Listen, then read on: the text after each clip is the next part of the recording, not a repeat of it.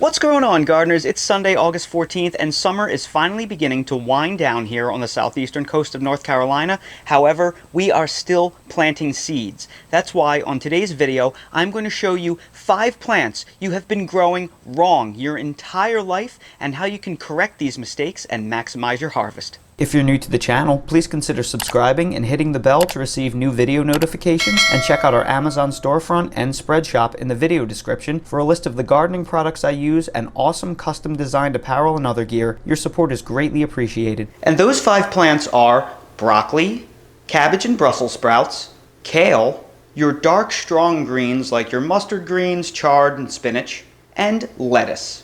Now, I know that there are more than 5 different kinds of plants there. However, things like cabbage and Brussels sprouts are really very similar, and so are a lot of the dark leafy greens. They adhere to the same rules, so I'm trying to keep this simple for simplicity's sake. All of these plants that I just mentioned are notable cool season plants. They are all frost tolerant, and they do best when temperatures are still cool. They struggle in the heat of the summer in most climates. The mistake you've been making your entire life is that you have been growing these plants predominantly as spring plants. This is generally what happens. The problem with all these plants is they are very prone to bolting. Bolting is the process of the plant going to seed, and it is generally triggered by hot weather. The mistake you've been making your entire life is you have been growing these plants predominantly as spring crops, when the fact of the matter is they grow far better as fall crops. That's because the temperatures in the spring work against you. While springs start out nice and cool and mild, it can get very hot very quickly. And when you get those big warm fronts in the spring and temperatures can get very high, that can trigger bolting in all of these plants long before they are ready to harvest. So you never get a good harvest off of these plants because they will go to seed, or in the case of most of the crucifers, they get very tough and they don't taste very good due to heat. In the fall, the exact opposite happens. You start off warm, so the plants grow pretty easily throughout the warmth of the late summer, but then as it gets cooler throughout the fall, those temperatures work in your benefit because as the plants try to mature,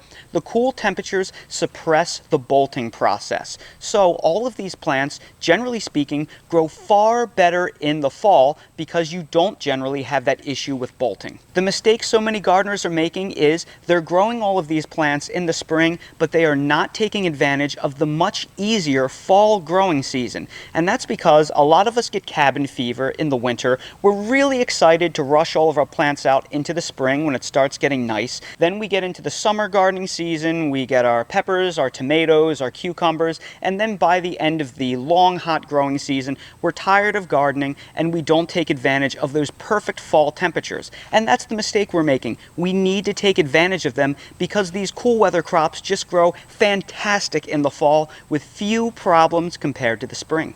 My goal of this video is to change the way you look at cool season crops and look at them predominantly as fall crops, and make sure you always get them into your garden in late summer because you will get a low maintenance, low stress harvest. Can you still grow them in spring? Yes, of course, but the weather is a lot more erratic with cold and warm fronts, so you need to be prepared to deal with that weather. That's why I recommend you get something like this shade tarp that I have up here to protect against those warm fronts that can come in during spring and lead to bolting. And I'll make sure to link to a video above where I discuss how to use this shade tarp. I have it linked down in my Amazon storefront link in the video description.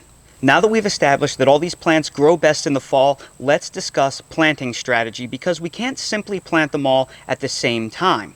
And the first thing I want to discuss are your plants like your chards, your mustard greens, and your kale. Now, these are very cold hardy plants, but they also handle heat better than most cool season vegetables. So in late summer, you can actually start seed for transplant and get these in pretty early because they will tolerate warmer temperatures pretty well without bolting when they're young, and then they will last really long throughout the season during the winter. So you can get these in fairly early and plant them all in one big wave because they kind of act like a cut and come again plant where you can take the leaves as necessary. They hold very well on the plant during the winter time.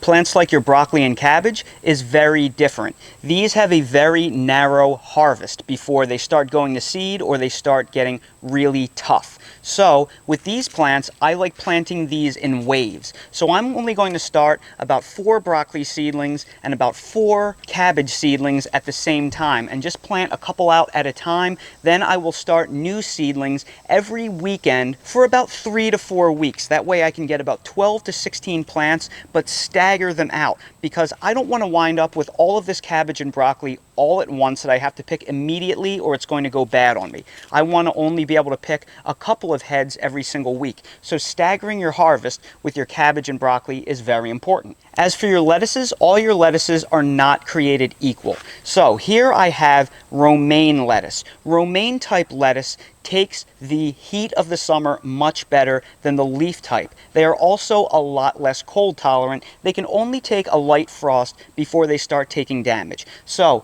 these are the first lettuce seeds that I'm going to start. I like to get these in late summer, early fall, because these should be the first lettuces that I'm going to harvest, because they don't take the cold winters very well. Plants like your leaf lettuces and your spinach, they do very poorly in the heat, so I don't want to rush these in yet. I'm not going to start any of these seeds yet. I'm probably going to wait another 3 weeks or so and wait until after Labor Day to start these seeds, because they are very cold tolerant. They do very well here in North Carolina all throughout the winter, but they will bolt on you very quickly. So don't rush in your leaf lettuces unless you live in a place that has very, very cold winters and you need to get them in, because things turn really cold really fast. So having a game plan like this, so you get the right plants in for the right temperatures, and so you can stagger the harvests and have food all fall long, well into the winter, is really a winning strategy. Now I'm going to show you how to start the transplants. When it comes to starting transplants, what you generally want to do in all of your transplant trays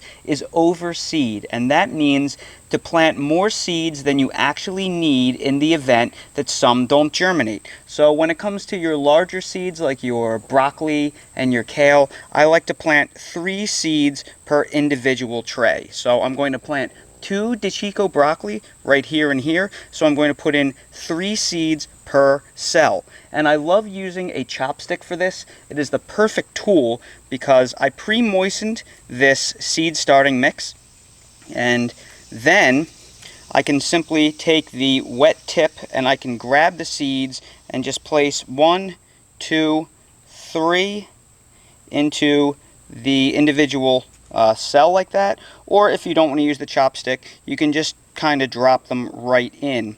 And these seeds, generally speaking, should be planted about 1/4 of an inch to 1/2 an inch deep. You just want to put a very light cover on them. You can take the tip of the chopstick and just lightly press them down, then move the potting mix on top of it, and then press them down with your finger just like that. And it is that simple to start your transplants. For smaller seeds like lettuces, they can be a little bit harder to handle. So what I like to do is, after very lightly fluffing up each individual cell, I like to sprinkle about 4 right on top of each cell and try to spread them around. Then you simply press them down a little bit, trying your best to put the lightest, smallest cover possible on top of the seeds. Then you take a little bit of dry mix and you just dust the top with dry mix, because lettuce seed only has to be covered with the lightest little bit of potting mix or soil. The other thing I love about the chopstick is how easy it can make opening up a seed packet. You simply take the end of the chopstick and you run it underneath the edge of the seed packet and twist. And then that easily opens up the seed packet, just like that. Then after all of the seeds have been planted, you are going to very lightly moisten the top of the seed trays. You want to only use the shower setting on a watering wand such as this on a very low setting, and just let it slowly sink into the top. You don't want to oversaturate your seed trays. Then you want to store the seed tray in a shaded location because remember, these are cool season crops, so they don't germinate well if the soil temperature is high.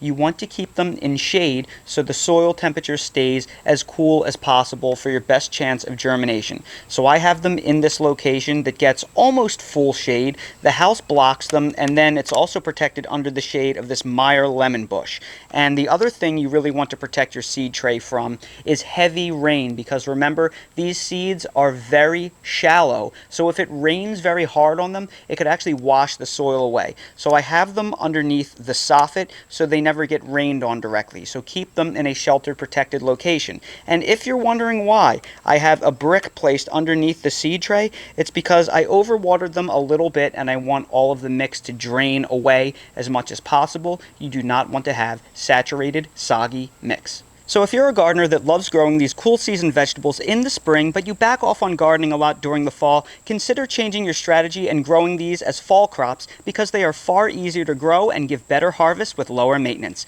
So everybody, if you found this video helpful, please make sure to hit that like button, subscribe to the channel, and ring that notification bell so you're notified when we release more videos like these. If you're curious about any of the products that I use for real in my garden, they are all linked down in the video description in my Amazon storefront link, so check out that storefront if you want to see what I use for real in my garden. And while you're there, check out my Spreadshop link for custom merch if you want to support the channel. Thank you all so much for watching, and I hope to see all of you again on the next video.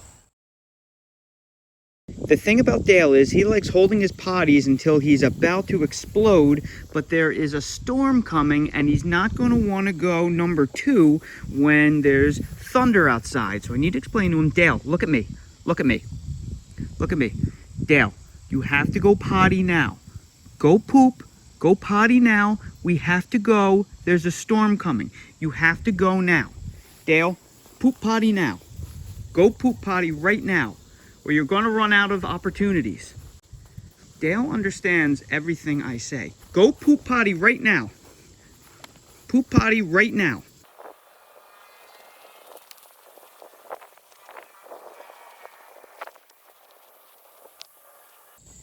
He has to find just the perfect spot. Okay, and we're going to cut away, but I promise you right now he is going. That is how brilliantly smart Dale is. Dale is fully conversational. He understands English. It is absolutely amazing, and he stuns me.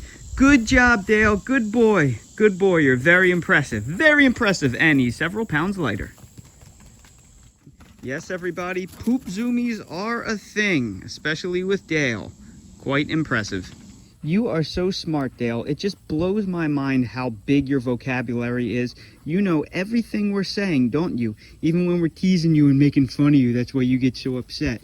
This boy is a brilliant, brilliant pup.